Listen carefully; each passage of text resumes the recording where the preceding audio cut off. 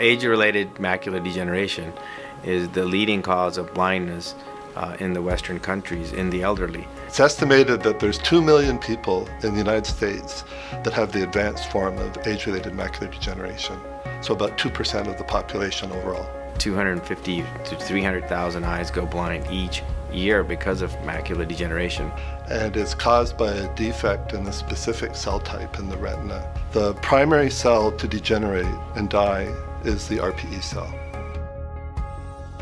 The California Institute of Regenerative Medicine, CIRM, and the 2 grants that we have gotten, Disease Team 1 and Disease Team 3, are really instrumental for the developing of our approach, which is to develop a sheet of RPE, which are derived from stem cells, on a synthetic membrane that we place underneath the retina in patients with macular degeneration.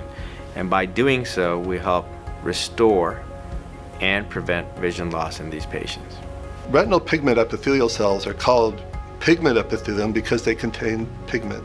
And it's a melanin pigment, which is a black pigment. And so when they grow in a culture dish, they're black in color.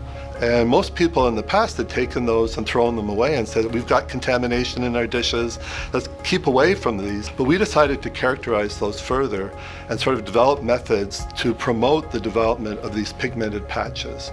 And we found that when we were able to remove the pigmented patches and study them in detail, that they were in fact retinal pigment epithelial cells and had all of the biologic characteristics of those cells. The retinal pigment epithelial cell provides a lot of the key functions. It takes the rhodopsin, the pigment that actually captures the light, and starts the neural impulses in the retina, and it actually rejuvenates that. It's sort of a unique situation where a single cell type, which forms a monolayer at the outside of the retina, is the cell type that's degenerating. It's sort of a perfect example of a cell type that could be replaced.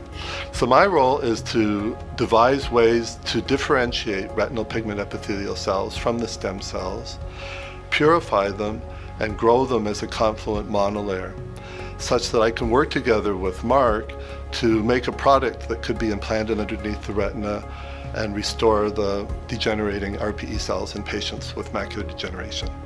This is truly an interdisciplinary convergence. We ended up putting a unique consortium together, and the schools involved, of course, are USC, where this approach is headquartered, then UC Santa Barbara, which is helping us with the RPE differentiation, California Institute of Technology, which is helping us develop the synthetic membrane, and then also the City of Hope, which actually provides the products that will be implanted in the patients. We're looking at starting this study in 2015. To me, it's a once-in-a-lifetime opportunity. It's just really exciting to see that go from an idea on the benchtop to a treatment that could prevent the progression of disease or even recover vision in these patients with macular degeneration.